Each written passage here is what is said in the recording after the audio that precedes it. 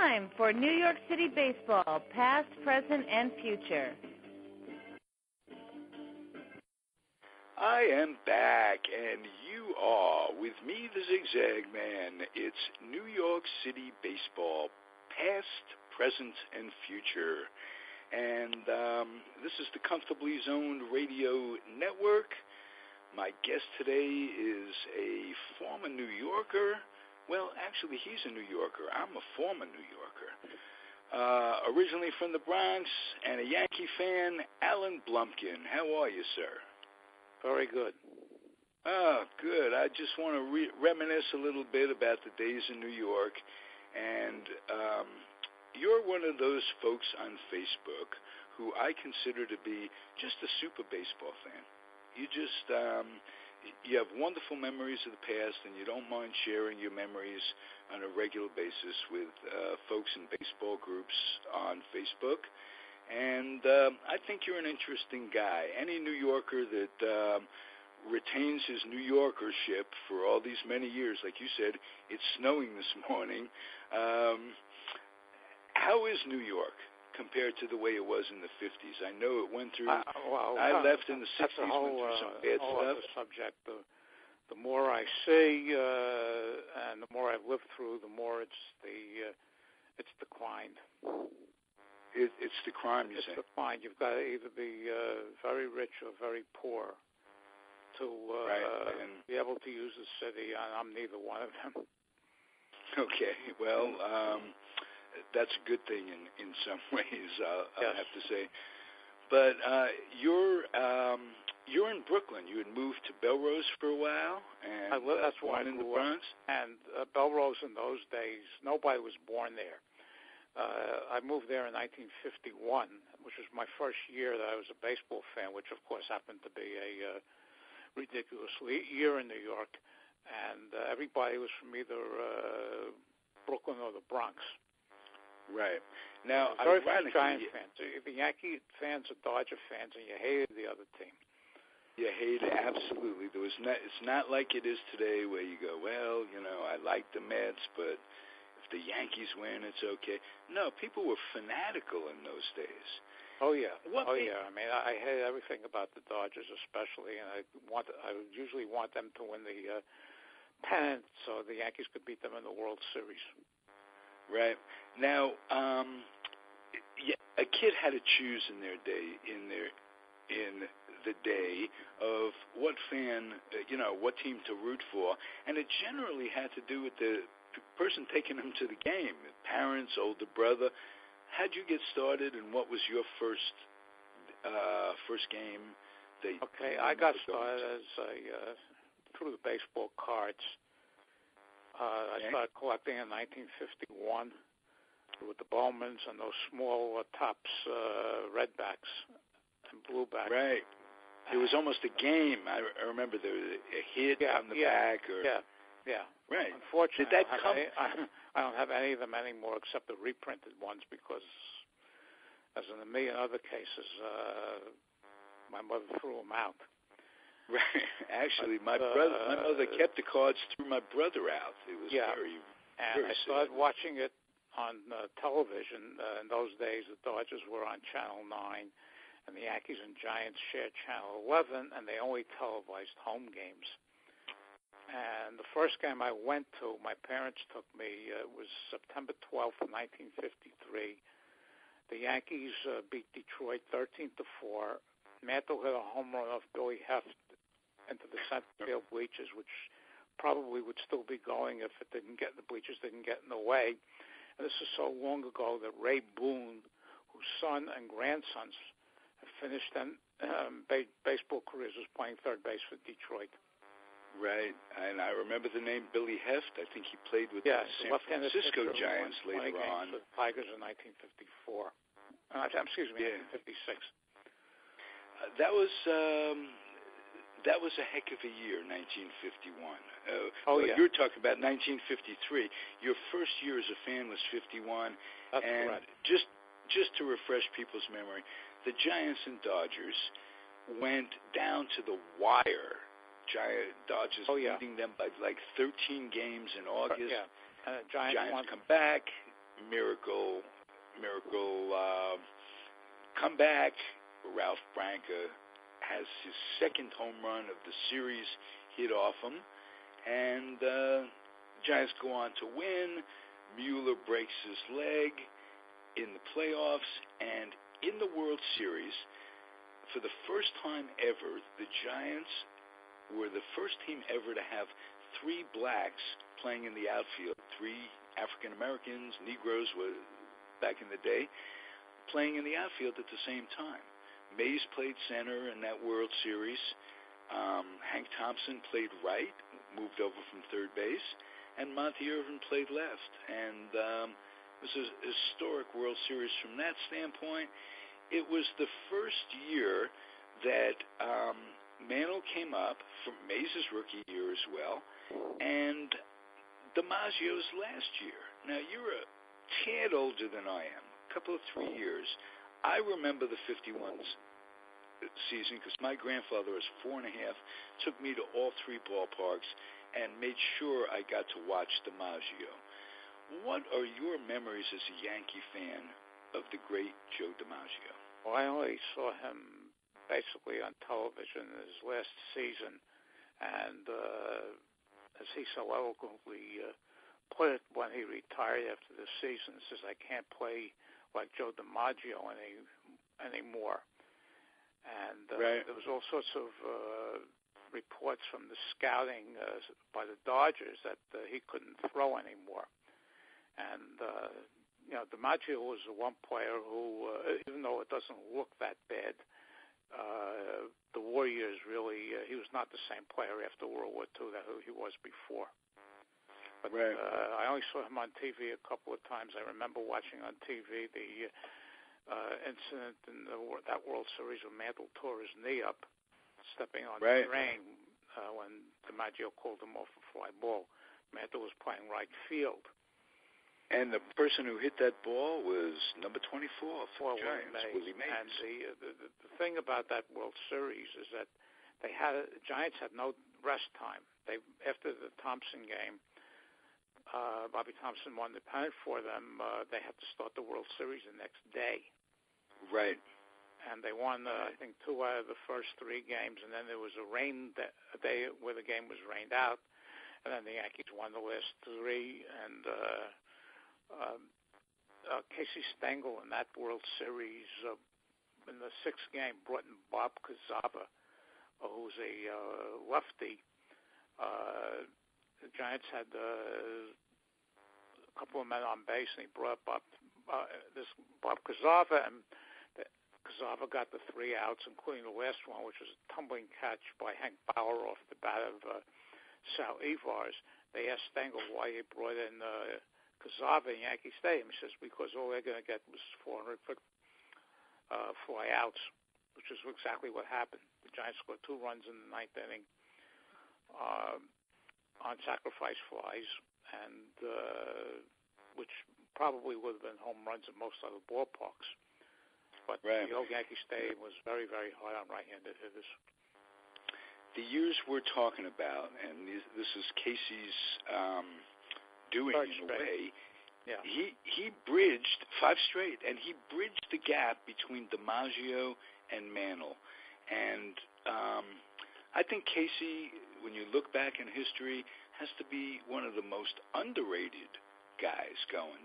Because of the last few years with the Yankees, accusations of him losing it a little bit, and certainly with the Mets, I think his best years were behind him. But before that, just the master of platooning. I don't know if McGraw platooned or if Casey was the first one ever to do it, but he perfected it with those Yankees, and he invented the instructional league. He was just terrific. What are your memories of Casey? I think Casey is the greatest manager that ever was. He learned platooning from McGraw. He did. When the fact that when they won the 5 straight, I'm in a Facebook group that commemorates the 5 straight Yankee World Championships from 49 to 53. Whoa. And the first 4 years of that run, the Yankees were never a preseason favorite. Would you do me a favor and send me a link to that group, because that is called all the Yankees 1949, 1953. It's run by my friend Jim Haller, who was set up the original group the original 16 group, and he set up the Pirate chat group, and he also set up the Pirate Rinky Dinks for the Pirates from 50 to 55, which of course was a terrible team. Joe Garagiola years. Ralph Kiner was traded during that time. He calls it the Ricky Dinks. Right, and this was just before Ricky took over. No, this is during Ricky's regime. Oh, was it during? Yeah, he got rid of all the old-timers, and he brought in all these young players. Only 2 or 3 wound up being any good for any length of time. Right, well, he brought... We brought Grote, then he brought Elroy Faison, he brought Vernon Lloyd, and he brought Dick Grote, and the rest of them were, trivia answers. Right, and of course he was the man, Branch Rickey, who took Roberto Clemente out of the Dodgers system. Yeah, they took Elroy Faison out of the Dodgers system also. I didn't know that. Yeah, I learned something. See, that's what this is. Yeah. That's what this entire thing is. I had no idea that Elroy Face was a Dodger. That guy in 1960, I guess. 1959.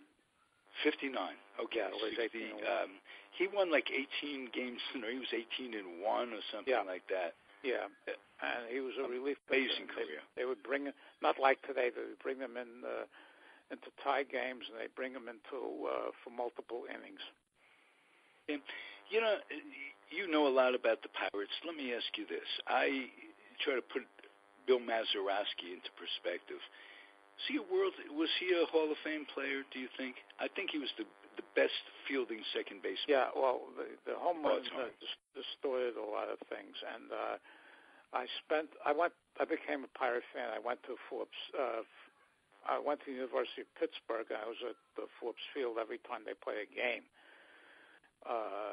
When I was attending the University of Pittsburgh, this is in 1960. I snuck in I saw the Mazeroski home run live. A friend of mine and I snuck into the ballpark after the 8th inning. Right. When I interviewed Dick Grote extensively 30 years ago. I asked Grote if outside of Clemente, were any other players on your team that you thought belonged in the Hall of Fame? He said Mazeroski and Face. Face too? Yeah, if you're going, Face will never get in. He should be, but he'll never get in. And when they put Mazeroski in, I don't see where that's different from putting in the Ozzie Smiths and the Louis Aparichos. These shortstops that really were not noted for their offense. Yeah, they used to call him no hands. He had to quit. I mean, unbelievable. Oh yeah, he would get rid of the ball so fast it would make your head spin.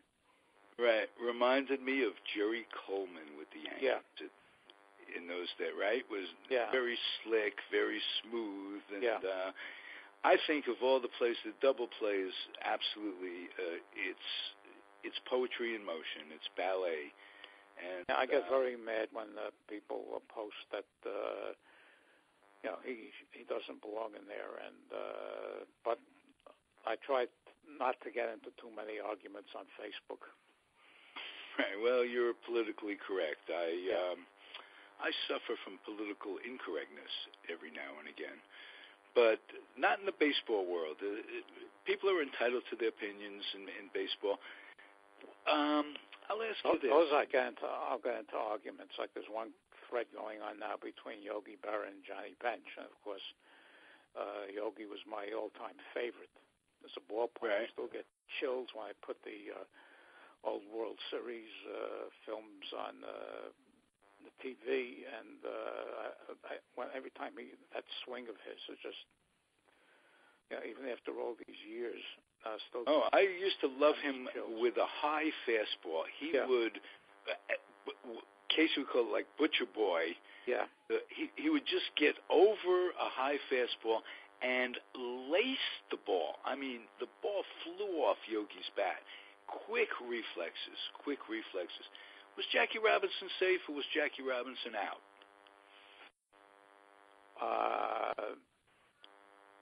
If Yogi says he was out, he was out. Okay. Well, I tend to think he was out because of Yogi's reaction. Yeah. Immediate reaction. He went absolutely bazonkers. And I asked Dale Berra at a meeting. We had a Sabre meeting out at the museum. This goes back 15, 16 years. I asked him if Yogi ever got as mad as he did on that play. And he said, only when we talked back to our mother. Okay. But I'll give you an instance of Yogi's prowess, which not too many people are aware of. The first game of the '53 World Series against the Dodgers, the score was 5-up. I think it was the sixth inning. And the Dodgers had first and second and nobody out. And Genius Dressen, who I think was one of the worst managers I've ever seen, ordered two successive bunts, sacrifice bunts, and Yogi threw both runners out of third base. Wow. Which is something catchers normally don't do. Yes. Quick as a gazelle back there. Oh, yeah. And the Yankees were blessed with, as late as 1961, they had Yogi Berra, Elston Howard, and Johnny Blanchard on the same catching staff. And each of them hit more than 20 home runs. Not all as catchers. Oh, that team was incredible. Incredible, absolutely. Team, yeah. You could say the team between 49 and 53, and that was a changing team. I think 53 was the best team. They won 99 games. The only reason they didn't win 100 is because they only played 151.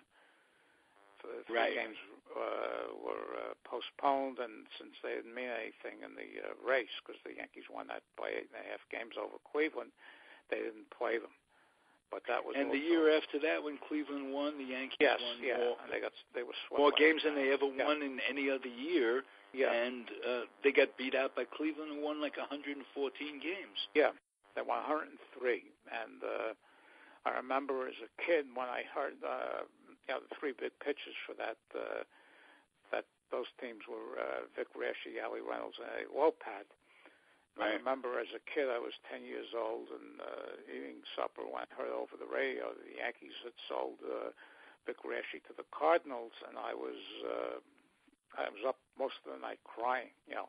What did I know? I was 10 years old at the time. Right. You got to cry over something when you're 10 years old.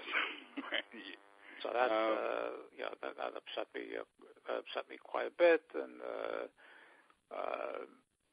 the '54 team did beat Cleveland 11 out of 22 times. But Cleveland, that was a very crazy year in the American League. Boston was fourth with 69 wins, and the White Sox had 94, and they were third. So there was a 25-game gap between third and fourth, and Cleveland pounded the bottom five. Worse than the Yankees did, and that's why they finished 8 games ahead. You want to talk about a pitching staff on Cleveland, Bob Lemon, and it's funny. Feller, Lemon, Wynn, Garcia, right, and out of the bullpen, Marcy and Noleski. It's very funny because I have a book that came out quite a number of years ago called. My flipping card book with the Topps flipping card baseball. Yeah, that I have. Yeah, but this is a book that Alvin Dark wrote. When in doubt, fire the manager, and he discusses '54. The Giants and Indians at that time were the only two teams that trained in Arizona, and they used to barnstorm East playing exhibition games every day. Right. Dark said that Indians had no lefty starters. They didn't have one until score came up the next year. They were slow on the bases, and the defense wasn't particularly good. So the Giants were not in awe of them when they played in the World Series. But, of course, if they played in other place but the Polo Grounds, Wirtz's ball is a home run and Dusty Rhodes' ball is a pop out. Absolutely, but if Grandma had wheels, she would. I know that. Yeah. There's a lot of ifs in this thing. Let me tell you how important what you mentioned about the Cleveland not having any left-handers. The Giant lineup in '54 was full of left-handed hitters. Hank Thompson hit left. Don Mueller hit left. Lockman. Pardon me? Yeah, right, Lockman hit left. Yeah. Dusty Rhodes was a left-hand hitter. They had very little off the bench hitting right-handed, and they were really hurt by the fact that in those days they had the bonus rule. You sign a guy for more. Koufax is one of those. Joey Amalfitano and a guy named Paul Gile, who later pitched for your Pittsburgh. He was an All-American football player at Minnesota. He's a quarterback, a tremendous quarterback, tremendous talent. But I've gotten into discussion on the bonus babies because Jim Howell, who runs these sites, puts up baseball cards, and he put up a couple of bonus baby flops in a row. And the only three that came out of that period that turned out to be any good World Hall of Famers, Sandy Koufax, Al Kaline, and Harmon Killebrew. Didn't realize that Kaline was a bonus baby. Is why he never played in the minors. Yeah. I just got that information now. The Yankees had two on the team. They had Frank Legia, who was a first baseman from Notre Dame. Yeah, and the back of his 54 Topps card claims that he was going to be the second coming of Lou Gehrig. And he was on a 55 card also. He had one career hit. And the other was an infielder named Tommy Carroll. I remember that name very well. Stengel hated both of them. And Stengel used to have Tommy Carroll in spring training run against Mantle or Berry, even Hank Bauer, for 40 yards, and they would all beat him. Stengel had no use for these guys, and but that was the rule that was in effect, because before that, a lot of teams were spending tremendous amounts of money at that time for players who couldn't play. The Pirates paid $100,000 to a Ricky Dink named Paul Pettit. Remember that name one too? Game. Absolutely. Yeah. Yes. And they're showing it's not for that era. It's like the way they're doing with the Cubans now, except of course now that money is just a bit bigger. Right, just a tad. What would you, as a kid, what did you like best about this? I mean, what was it about going to a game that got you? Okay, well, the TVs in those days were black and white. Right. And going to a ballpark and seeing grass and seeing the players live and just being in there was a thrill. I consider Yankee Stadium, the old Yankee Stadium, a shrine. Right. And I remember the monuments out in center, right in the middle of playing. They had the monuments in center field. And when I was 12 in 1955, a friend of mine and I started going to games by ourselves. This is, of course, before school started. We'd take a bus and two subways to get up there. This is only day games, of course, but it was the situation in the city back then is that 12-year-olds, 13-year-olds, 14-year-olds, you could go up there without any supervision. Oh, yeah. It was a different city than it was later in the 60s and 70s. Right. And, there was a doubleheader we went up to in 1957. We normally would get grandstand tickets for $1.30, and there was little lines looped around the block for the grandstand tickets. So we made the decision to buy $2.10 obstructed view seats behind home plate. They had a lot of poles in the old place. And fortunately, by the fifth inning of the opening game, there were a couple of empty seats with no obstructive view, and nobody showed up, and we were able to watch it from them. But paying $2.10 for a ticket instead of $1.30 back in those days, when you're 14 years old, is a major, major decision. Right, absolutely. Doubleheaders at Yankee Stadium always had Mickey playing in the first game, but not playing in the second game. That's what I remember as a kid, the disappointment when Bob Serve, Norm Seaburn would go out there. And speaking of Norm Seaburn, he and Jerry Lumpy were two of the guys that Casey took whatever frustrations he had with young players, took them out on those two guys. Because when they left the Yankees, they became pretty darn good ball players with Kansas City. Seaburn was a heck of a hitter. Lumpy, a good second baseman. But those guys and many other rookies under Casey just didn't do well. What was his thing with young players? Yeah, he had very little tolerance for not being able to mature. I mean, he had trouble with Mantle when Mantle first came up. Mantle got so mixed up that he wound up having to spend a month in Kansas City in that rookie year.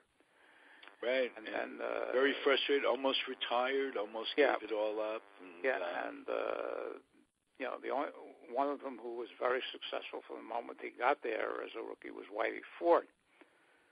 Right. And if you took time to become successful, Casey did not have patience. In fact, in this game in the 1960 World Series, where he started Clete Boyer at third base and pulled him for a pinch hitter in the second inning. Oh, I remember that. I remember how pissed Boyer was. Absolutely, he went nuts. And there was an incident with Bill Skowron in 1954 where he pulled Skowron out of a game, and Skowron was muttering things in the dugout. He said, and Stengel went over to him and says, "As long as I'm managing this team, I run things here, not you." Yeah. So he wasn't just a bumpkin who fell asleep on the bench. That's what we got to get across to people who are thinking about the days of Casey. He was really something else. Hey, Alan, this has been terrific. Thank you. You're more than welcome, and you can call me anytime. You know that I just love talking ball, and I love going back to those days in my head, and no better way to do it than another baseball fanatic. That's how I look at it. So I'm going to end the episode the way I do virtually all of them. I'm going to implore you, Alan, to keep your dreams wet and your humor dry. Keep your kids and grandkids out of military recruiting stations and off the laps of clerics that wear dresses. Okay, and how am I going to, will I be able to hear this? I'm going to send you a link to it as soon as I put it up on the internet, and you will be able to hear it and download the MP3 if you want, or just keep going back to it, but I'll get you the information. Okay, I you get me the information. You send me a link to that 1949 to 53 Yankee. It's a group.